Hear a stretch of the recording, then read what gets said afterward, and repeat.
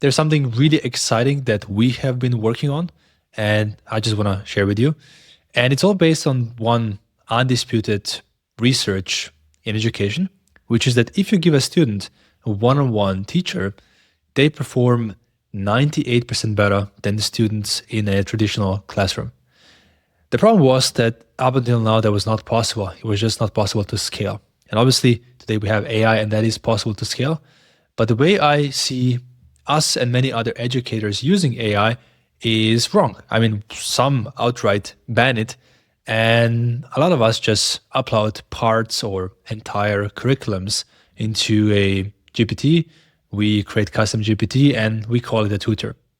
And that's not really a tutor, and that's not really what AI can do best. So what we have been building at the MBA is a system where every student gets their own teacher, which knows exactly where they work, what the business model of their company is, what projects they're working on, what the KPIs are that they care about, and it then just teaches you all the content through conversation. So a through Socratic method. And it also tracks how fluent or how good you are. So it essentially assesses the student's knowledge and then only moves on when the student is ready. So this is a huge difference from a custom GPT, which is usually just a system for students to ask questions. This is a system to teach, also answer questions, but also assess a student, all in one bucket. So let me show you. And what I'm going to show you is a prototype that we are just testing and experimenting. And I will also come back with updates, but just want to share the prototype. And let's zoom in to this part here. Actually, I have a clickable prototype also right here. So basically what you're looking at is a dashboard of this system where we have the student's name here and their context. In our case, we work with professional designers. So this is a made-up example of Sarah Fisher, who works as a senior product designer at Spotify. And these are basically our 5 modules that make our curriculum. And you can see that in this example, Sarah has already gone through module 1, and she's now tackling module 2, which is about business strategy. And here's a little bit of description about what she will learn. And very importantly, here are the frameworks that the AI system will teach her through conversation. And this is not some generic content, but this is also based on us having run the MBA for 8 years. And we know exactly what kind of business knowledge designers need in order to get business fluent, which is essentially what the MBA does, right? So we teach business to designers. So what we have done is we have put the guardrails onto the AI to really teach the frameworks that we teach, that we know are important to designers. And it's just teaching them differently, right? If we go into the actual learning, it actually happens through chat. You can see here that tutor or teacher is introducing concepts. It is also at the same time explaining how they are relevant to Spotify. And the reason it can do this is because it has context of the student. It knows the company it works for, the role it is in, and what product it's working on, the industry it's in, and there's more context in there as well.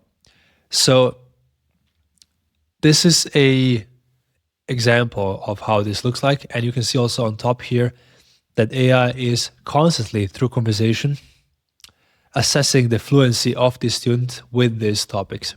And it's slowly progressing. So it doesn't rely on quizzes. It doesn't rely on assignments.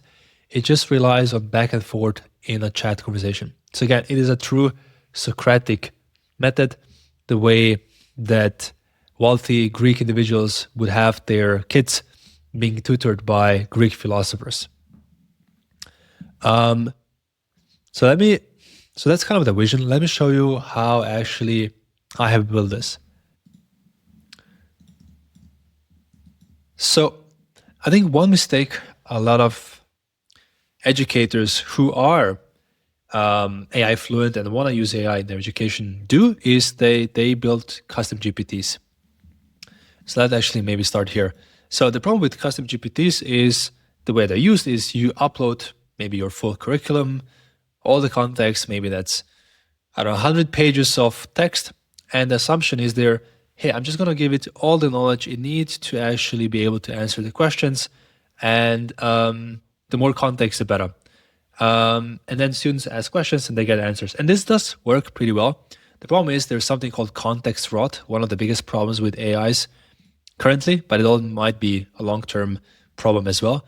And what it means is that the longer you use a conversation and the more context you put into the chat, the worse its performance is, right? So first, it's pretty stable at a certain point, and this is moving also with time, what this point is, but then it just starts to get progressively worse. If you ever had a very long conversation, a long chat with AI, you have noticed that at a certain point, you just start to forget what you said in the beginning, or you kind of got in the loop where you just couldn't solve the problem anymore. So if you ever had experience with that, then you have experienced the context rot. So the problem of us uploading our full curriculum onto custom GPT is that we are essentially from the get-go creating the context rot.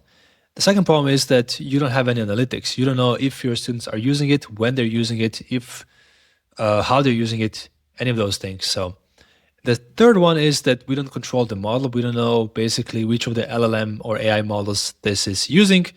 And that might be very useful if you're trying to visualize certain things or if you're trying to teach math and other stuff. And lastly, if we have a longer program, we were trying to teach more modules like we are at the MBA, and we want to have different sessions for different modules, the custom GPT only works like independently in each of these modules. So it's like a box that doesn't know that there is another box, another conversation that this student has had. Let's say each of these is basically one of your modules.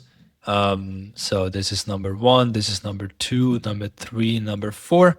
So your student, for example, works on this one and learns this topic. And then when they go to module number 2, then basically the custom GPT has no context of what was discussed in the first module. And if you're trying to build this like journey where students are learning a more complex topic, which takes more modules, then we want to have this memory which is being retained and trained and carried across different sessions. So in our case, so this context is being carried over. So what the tutor and teacher learn, and also student hopefully, is being carried over to the next module, to the next module, to the next module, and so on, right? So this enables us to know what's going on because we have analytics to control which AI model it's actually using, to have the memory shared across sessions. And also, we don't have the context rot. And why? Well, let me show you how I built this. So what I did was, the first step was I just collected all the information I had on these modules. For one particular module, that would give us roughly 500 pages of text. And this is like 17,000 lines in a markdown file, which is so much context that it would make any model have the context rot problem. So what I did was basically have a separate session with Claude Code where I told it to spun out different sub-agents to read all of these and to come back basically with a recap. And this is something that is called learnings.md, which is just a different type of format. So instead of called PDF, it's MD, which is just an easier format for AIs to read. And we went from 17,000 lines to only 500 lines, which is way, way more token efficient, which means that when a student starts the conversation, we don't have the context rot, so the performance is much higher, right? So what you get in the end is just this kind of document with a recap of all the most fundamental learnings, most fundamental examples, and frequently asked questions of your students on that topic, right? So the reason we have frequently asked questions as well is because I have also fed it all the call transcripts. So these are all like previous calls that we have had with students on that particular topic. So they're able to not just have a look at what we teach, but also at where students get stuck and what are our answers to those questions. So we solved one big problem, which is context rot. Another thing I wanted to solve is naturally students will have new questions. They will get stuck maybe with new examples, or maybe something will change in the business context or in the work context of designers, and they will have new questions. That's why we still provide live coaching calls, and we want to see if there's new questions that come up. And for that reason, I have built like a session review skill. This is a special skill that I can run with Cloud Code that basically looks at every coaching call that we will run in the future.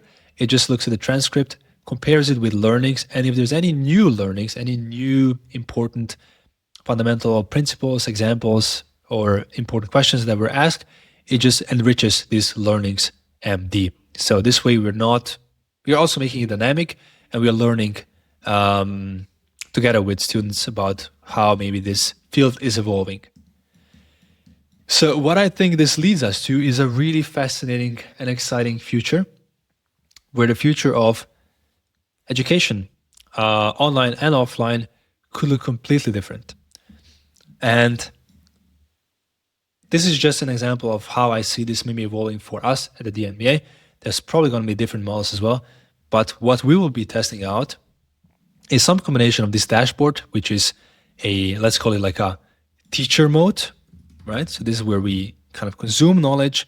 It's completely personalized, and it's like one-on-one, right? So individual, let's say, individual. But I think it's important also to enrich this with some social skills, and you being able to discuss this knowledge with others, you being able to practice this knowledge. And that's why we are also developing multiplayer games that are being played in live sessions. In our case, they're like remote live sessions. We have a video call, students join. For example, let's say there's 20 students. We put them in 5 breakout rooms of 4 students, and we let them play a strategy game where they actually practicing what they have learned in this particular module. So let's call this like practice mode, and it is engaging, right? There is also fun involved, which just like makes a different part of our brain go alive, and we just learn differently. And it's a group experience, so it means we also learn how to communicate about this, not just with a chatbot, but also with other humans, which is very important. By the way, if you're interested in how we have built a multiplayer game, you can also find a video. It should pop up right on your screen. You can see it here as well. But to zoom out, again, this is an experiment we're running, but I think if we look at the science, what it says, and if we look at the current technology, and if we marry these two, this is a really exciting track that we will be pursuing, and I think more educators should be giving it a go. Yeah. So see you in the next updates. Bye-bye.